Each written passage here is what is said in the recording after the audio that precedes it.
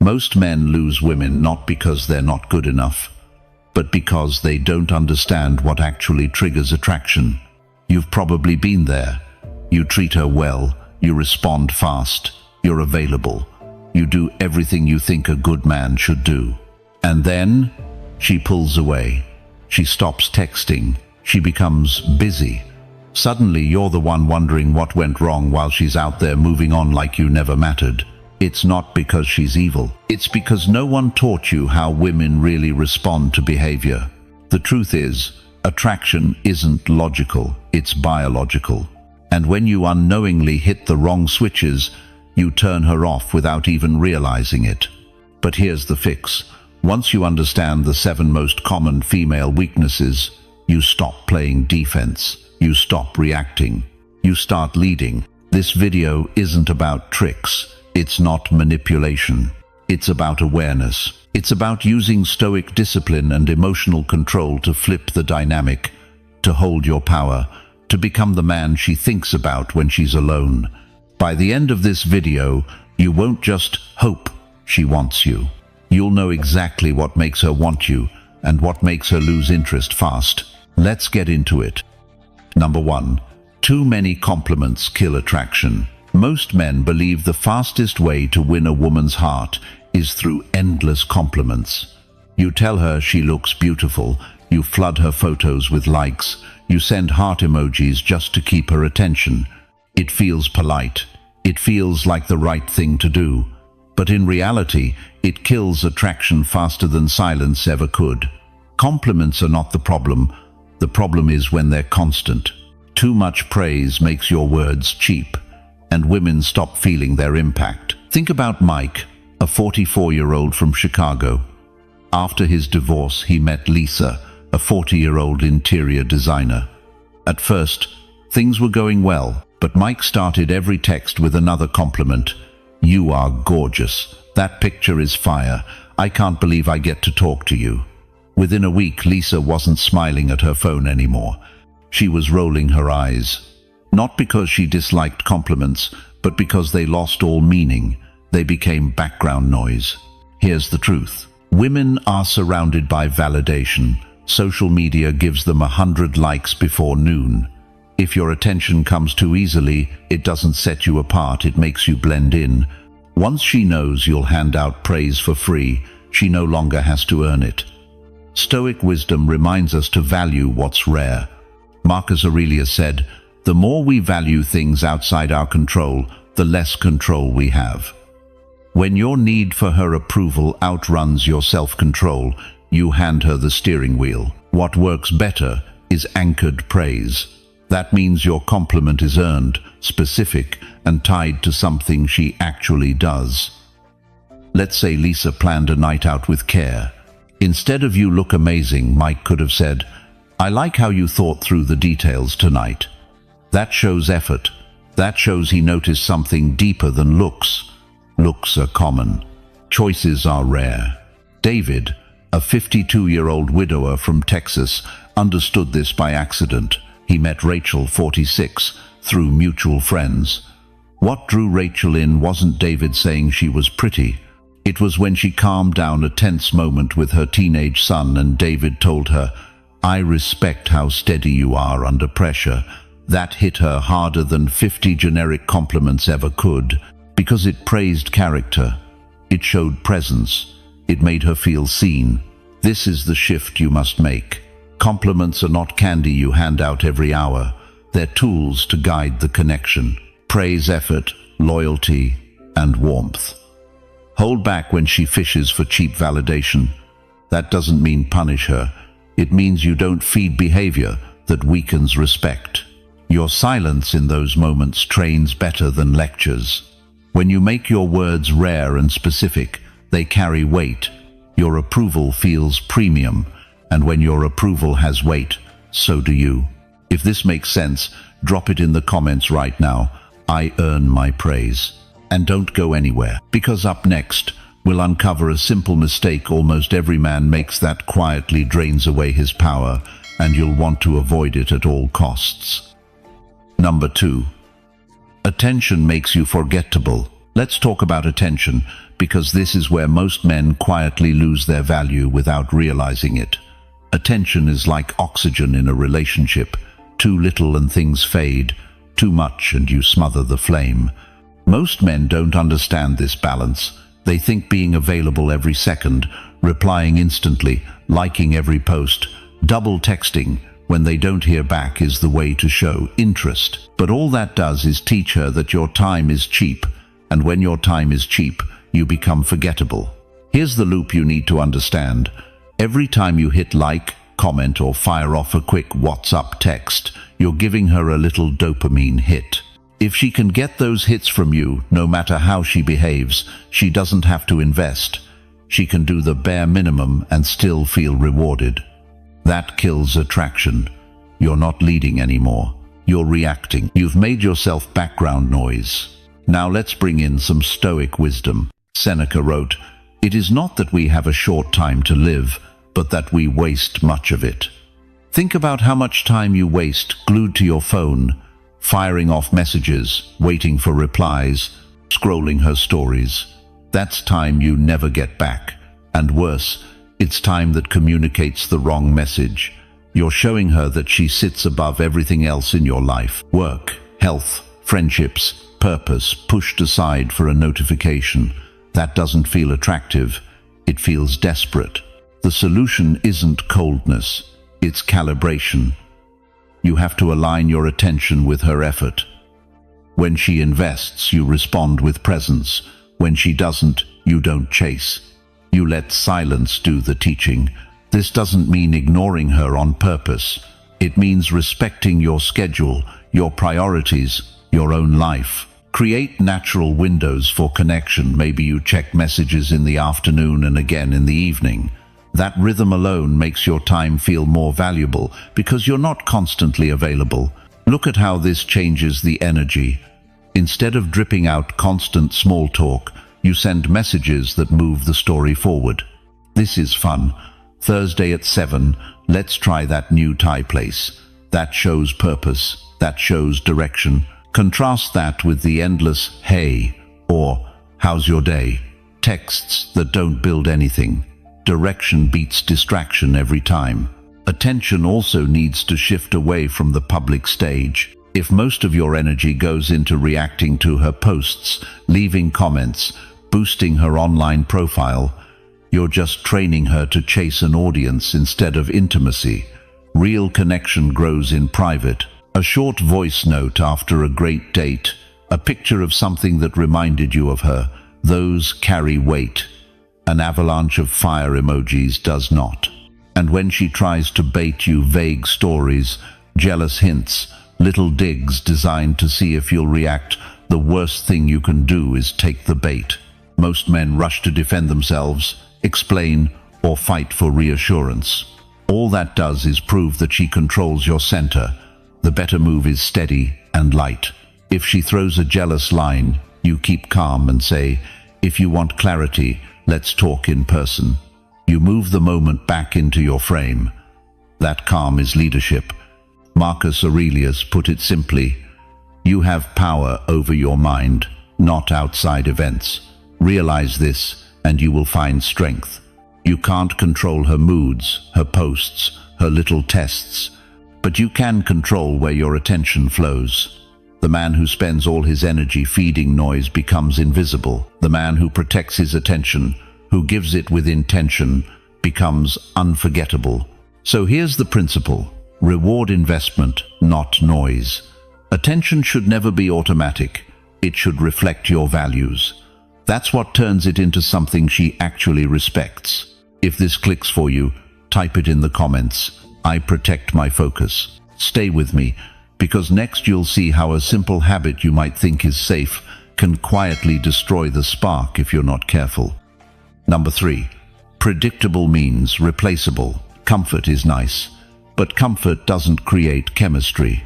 When a woman can script your every move, when she knows exactly what text you'll send in the morning or where you'll take her on Saturday night, the spark dies. Predictability kills attraction. And the dangerous truth is, when you feel replaceable in her eyes, you often are. Think about Paul. a 51-year-old accountant from Denver. After years of focusing on his career, he finally started dating again and met Karen, 48, a teacher. At first, Karen loved Paul's steady energy. He was kind, respectful, and consistent. But within 2 months, she knew his routine by heart. Every date was the same, dinner at the same restaurant, followed by the same drive home. Every morning text was identical. Good morning, hope you have a great day. Harmless? Sure. But exciting? Not at all. Karen began to feel like she was reading yesterday's newspaper again and again. The brain lights up with curiosity when there's some uncertainty. If everything is predictable, there's nothing left to anticipate. Attraction thrives on small sparks of mystery. And mystery doesn't mean lying or playing games.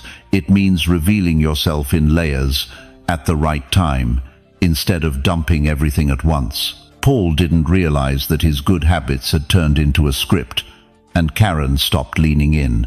She didn't lose interest because she disliked him. She lost interest because the story had no more pages. Now imagine if Paul had varied the pace. Some mornings he texted, other mornings he let the silence speak until lunch, and then sent something thoughtful. Some dates were dinners, others were walks at sunrise, or visiting a small art gallery in town. The difference is not in spending money, it's in showing a life that has variety, purpose, and edges. That keeps a woman guessing what's next while still trusting who you are. Here's what Marcus Aurelius said: give yourself a gift, the present moment. When you live with presence, when your life is full with training, friendships, and creative pursuits, you naturally become less predictable. You're not waiting on her texts with nothing else to do. You're moving through your life with rhythm, and she fits into that rhythm. That's what makes you compelling. Look again at Paul. If he had stopped recycling the same lines and routines, if he had shown Karen different sides of his world, inviting her to a jazz night one week, cooking together at home the next, she would have seen depth. Instead of thinking, I know exactly what's coming, she would think, what's next? That small shift keeps attraction alive. So remember this. Predictable means replaceable. Reliability in your values is crucial, but monotony in your expression is deadly. Keep your word, keep your standards, but bring variety into how you show up. Don't let her read the whole book before the first chapter is finished. If this resonates, drop it in the comments. I live with variety. And stay tuned, because what comes next will challenge the way you've been handling conflict and why the way you've been reacting might actually be rewarding the very behavior you don't want. Number 4. Drama only rewards her. Here's something most men never realize. Every time you jump into the middle of drama, you're rewarding it. You think you're solving the problem. You think you're showing commitment. But what you're really doing is teaching her that chaos is the fastest way to get your attention. If every tear, every late-night argument, every cold shoulder earns her more of your energy, then expect more of it. Because whatever behavior gets rewarded will always grow. This doesn't mean she's manipulative or evil. Most of the time, it's unconscious. But relationships work like training.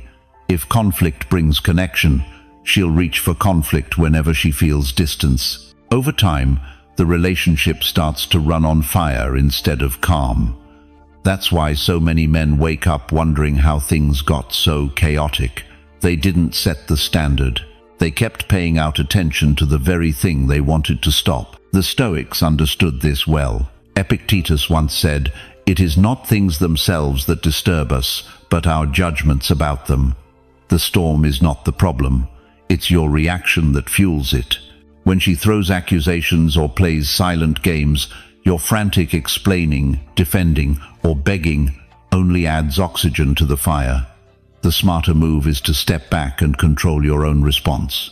If calm is the climate you want, then you have to stop rewarding heat. So how do you do this? First, change the timing of your attention. Don't give peak energy in the middle of peak emotion. If she unloads a wall of blame at midnight, you don't need to write paragraphs back right away. You can wait until morning and reply with something simple and steady. I want to talk when we can be calm and clear. I'm free tomorrow at 6. Notice the difference. You're not ignoring, you're redirecting. You're showing that your presence is available for respect, not chaos. Second, reward maturity as soon as it appears. When the tone shifts, when she shows openness, that's when you give warmth and attention. This is how you train the relationship to associate closeness with respect, not with fighting. Over time, she starts to realize that drama gets her nothing, while composure gets her everything. The fear most men have is, won't I lose her if I don't engage? The answer is no. You'll lose the version of the relationship that depends on chaos, and that's a version you shouldn't want anyway. What replaces it is either a calmer, healthier bond or your freedom. Both outcomes are wins, because respect is the foundation of desire. Without it, romance collapses into cycles. With it, connection can grow. Marcus Aurelius said, "You have power over your mind, not outside events." Realize this, and you will find strength. The storm will happen, but you get to decide if you fuel it or starve it. When you stop paying attention to every flare-up, when you set clear standards and keep them, the fire runs out of air. That is leadership. That is how you protect your peace and protect your desire at the same time. If this speaks to you, write it in the comments. I control my reactions. And keep listening, because next we'll uncover something subtle that women do almost without thinking, and how your response in those moments decides whether she feels attraction or loses it. Number 5. She will test you. Every man needs to understand this truth. She will test you, not because she hates you, not because she wants to hurt you. She will test you because she needs to know who you really are under pressure. These tests are not random, they're questions in disguise. Questions like, are you steady? Do you mean what you say? Can I trust your frame? Or will you fold the moment things get uncomfortable? Most men fail these tests because they react instead of leading. They over-explain, they get defensive, they chase reassurance, or they give in just to keep the peace. And the problem with that is simple. The moment you perform for her approval, you've shown that your center lives outside of you. That's when respect starts to slip. And when respect slips, attraction follows. Let's take a real story. Tom, a 55-year-old contractor from Ohio, started seeing Melissa, a 52-year-old nurse. Early on, Melissa would throw little lines like, "You probably have other women you're texting," or she'd suddenly go cold after a good date just to see what Tom would do.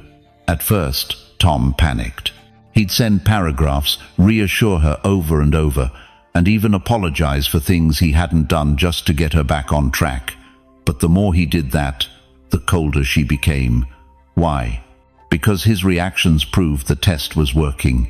She could shake him whenever she wanted. One night, Tom decided to do something different. Melissa sent a vague, jealous text late at night.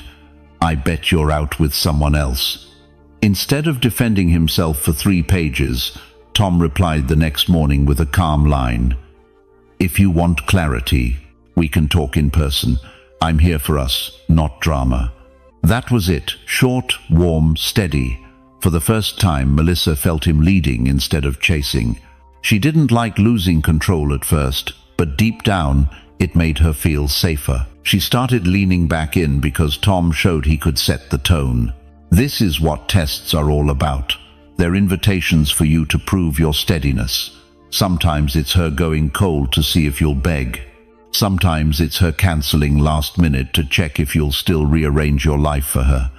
Sometimes it's a sharp little jab to see if you'll snap back or keep calm. The wrong move in every case is to lose your frame. The right move is to slow down, state your standard, and keep living your life.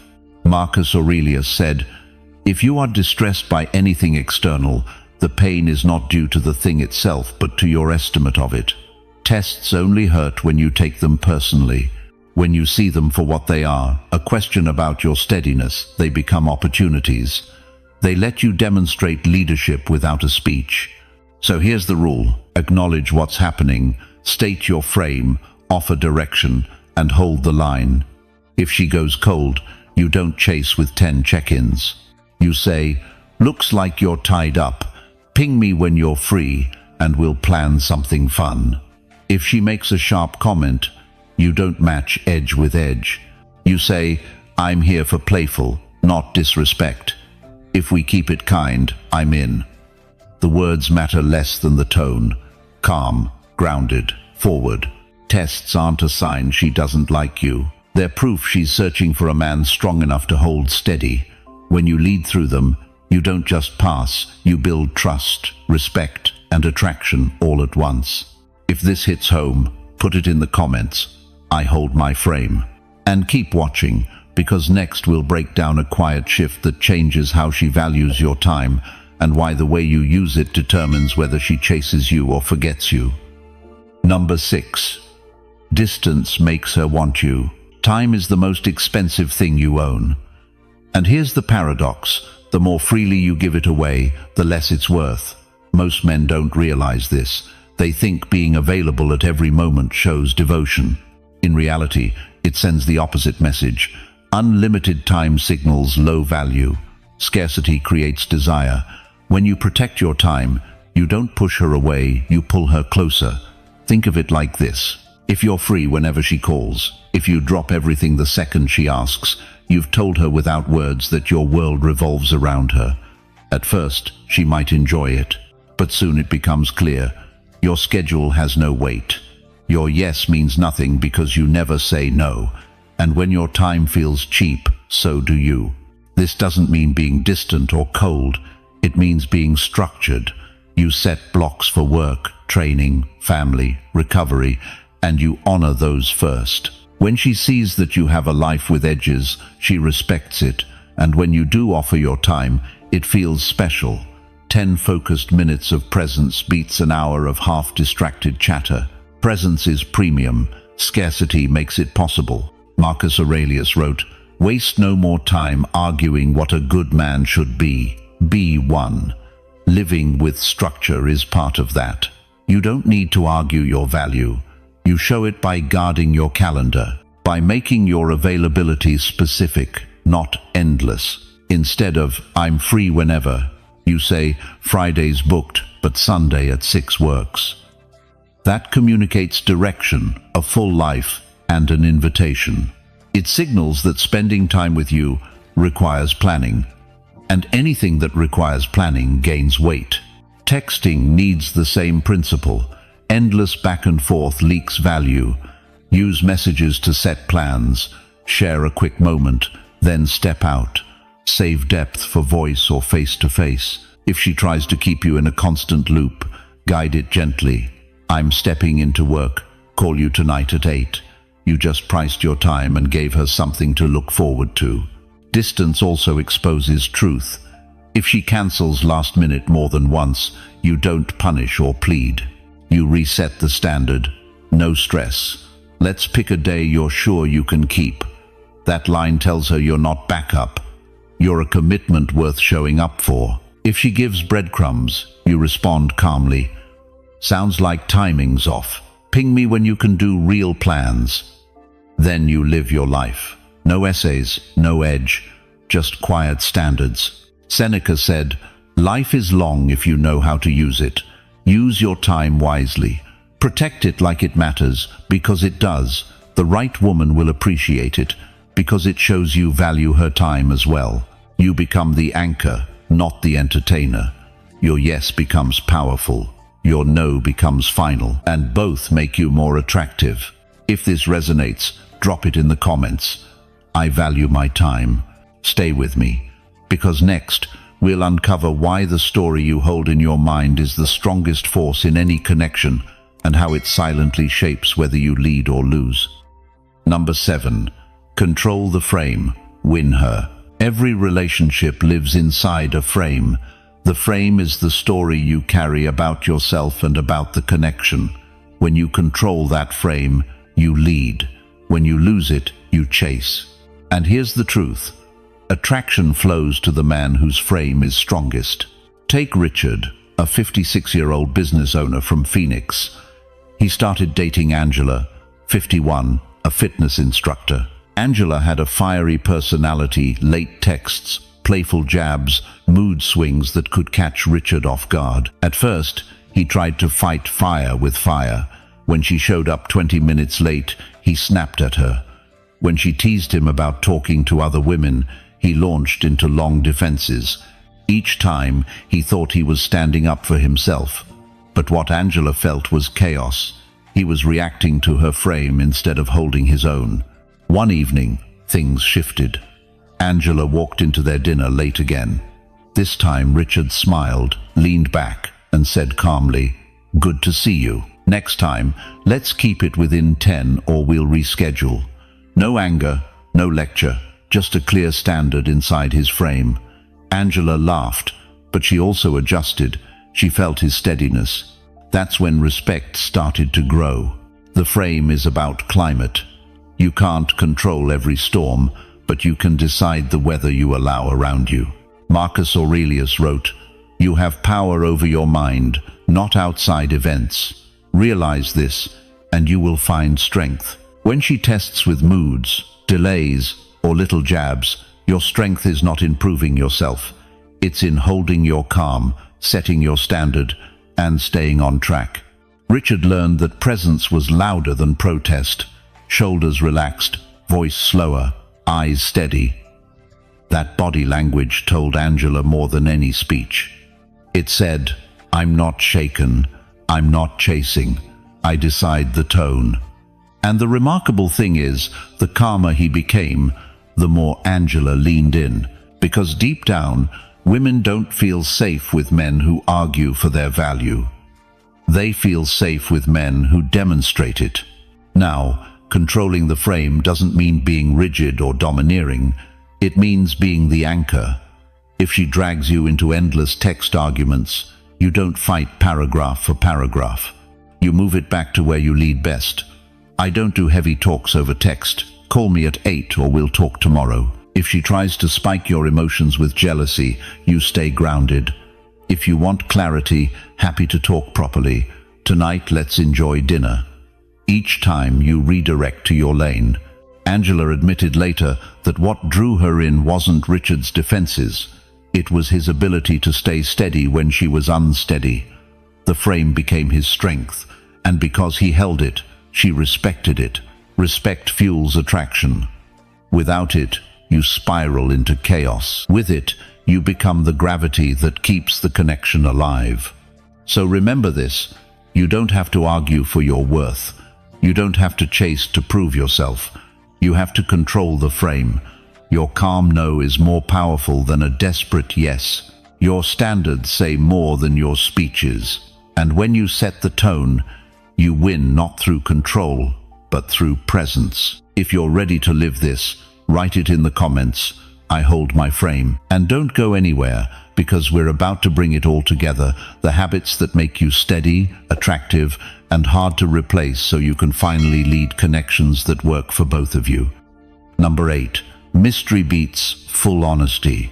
Most men are taught to believe that total honesty means total attraction. Share everything, reveal every detail, open up every corner of your life, and she'll trust you more. The problem is, it doesn't work that way. Overexposure kills curiosity. When she knows your routine, your opinions, your past, your dreams, and even your fears all in the first month, the mystery is gone. And once the mystery disappears, so does the tension that keeps her engaged.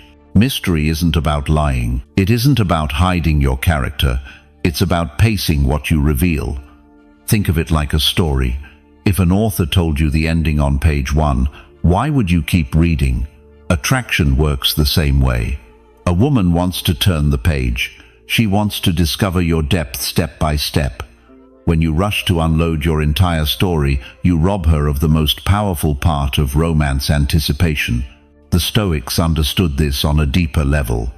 Seneca once wrote, "To be everywhere is to be nowhere." If you make yourself too available, too obvious, too explained, You stop being compelling. Presence is stronger when it's measured. You create weight when you don't put every card on the table. This isn't about playing games. It's about giving your words and your life room to breathe. Consider how this plays out in everyday dating. A man who answers every text within seconds, who tells every detail about his past relationships on the first date, who explains his entire daily schedule by the second week he thinks he's being transparent. What she feels is that she has nothing left to learn. Compare that to the man who replies when he's free, not immediately, who shares a story when it fits the moment instead of dumping it all at once, who listens more than he explains. He's not hiding, he's creating rhythm. That rhythm builds curiosity.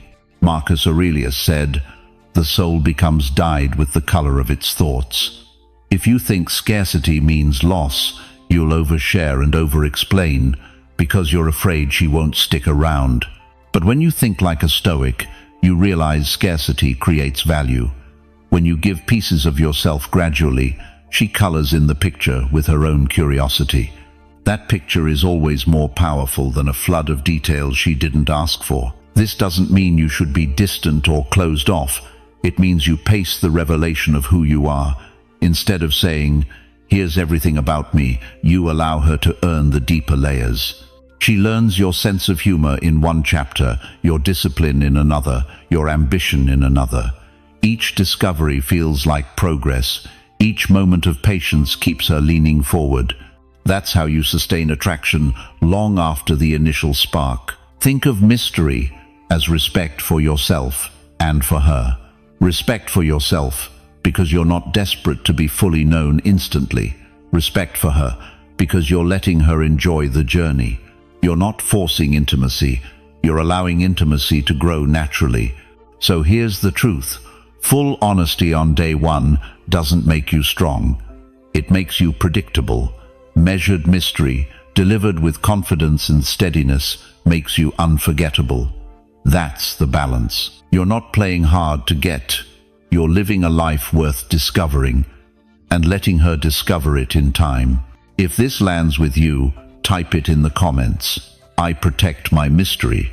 And keep listening, because what comes next will show you how your presence alone, without words, without effort, can turn her thoughts toward you in ways that looks never could. Number 9. Presence turns her on. There's something most men underestimate. The power of presence. Not gifts, not clever lines, not even looks. It's the energy you carry when you walk into a room. It's how you sit, how you listen, how you breathe.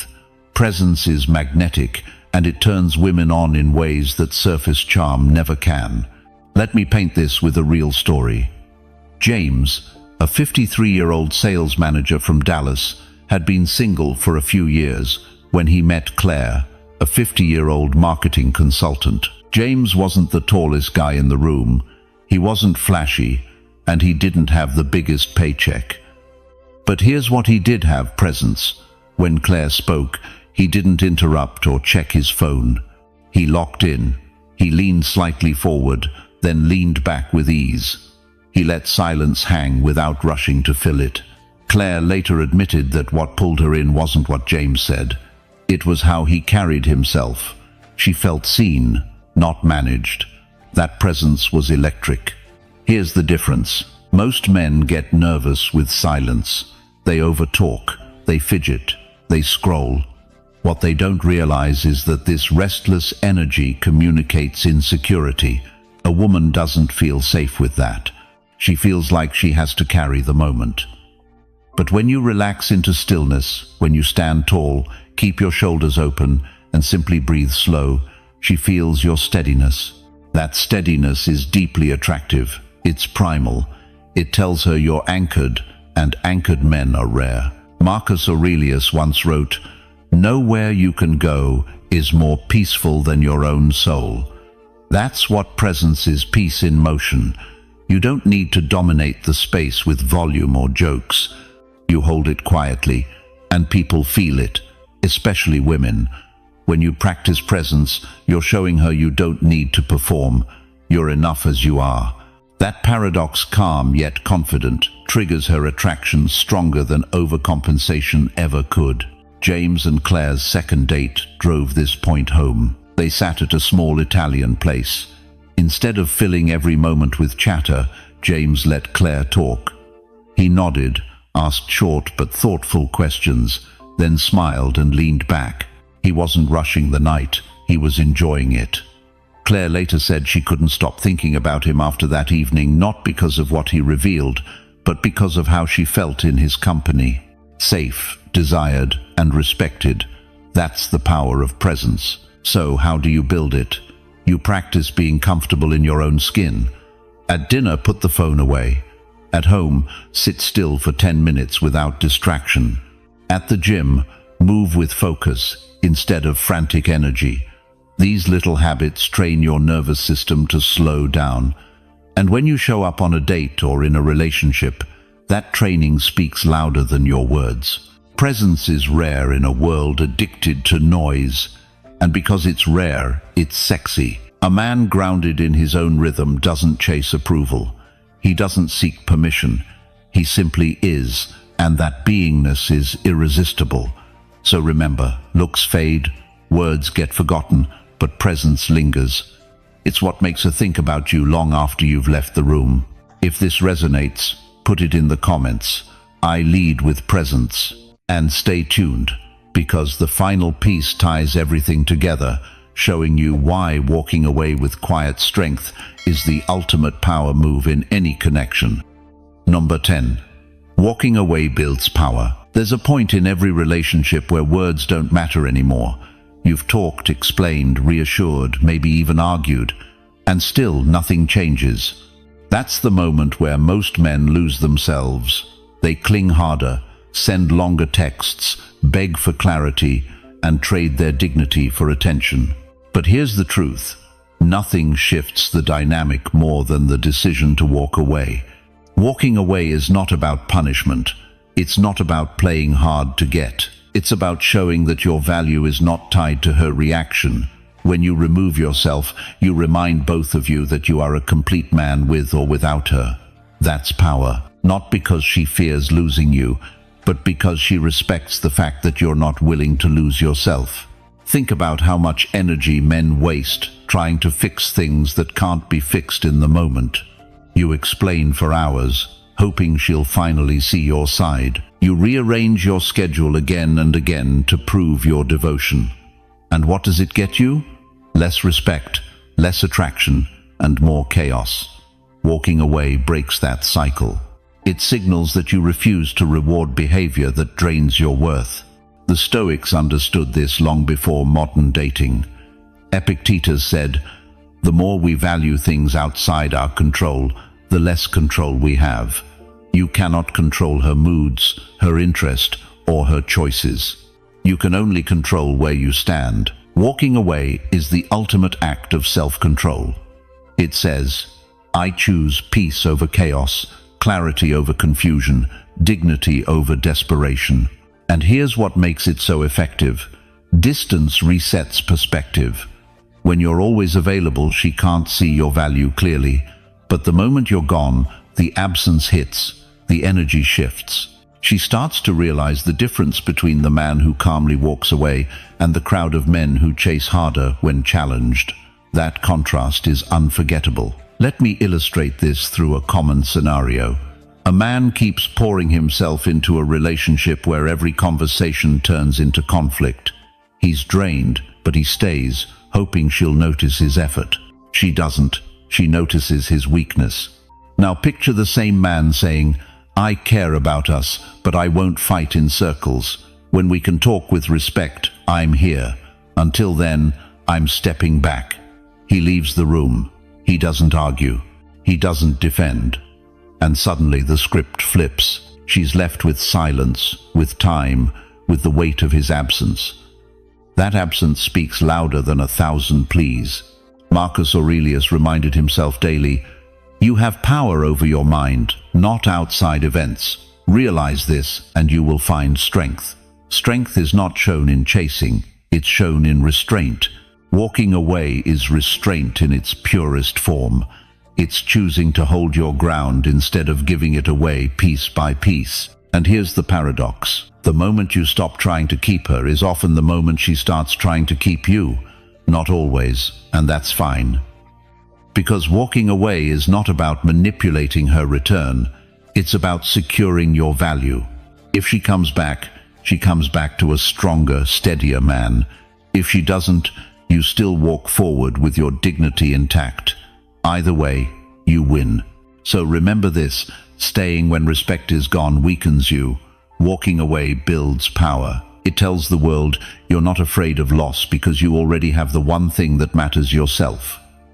That's the final test of attraction and the ultimate act of leadership. If you feel this truth, write it in the comments. I choose myself. So there you have it. 10 female weaknesses every man must understand. These aren't tricks, they're not games, they're the reality of attraction and psychology. When you learn to control your words, your time, your frame, and your presence, you stop chasing and start leading. You stop reacting and start living like a man who knows his value. Remember, this is about discipline, awareness, and respect for yourself first, and then for the women who step into your life. If you can hold that, you'll never need to beg for attention again. She'll feel it, she'll respond to it, and you'll finally lead from a place of strength. If this video gave you clarity, make sure you hit subscribe so you don't miss what's coming next. We're building men who live with power, purpose, and calm, and every new lesson builds on the last. Thank you for spending this time with me today. Take these insights, apply them, and watch how your relationships transform. I'll see you tomorrow with another video.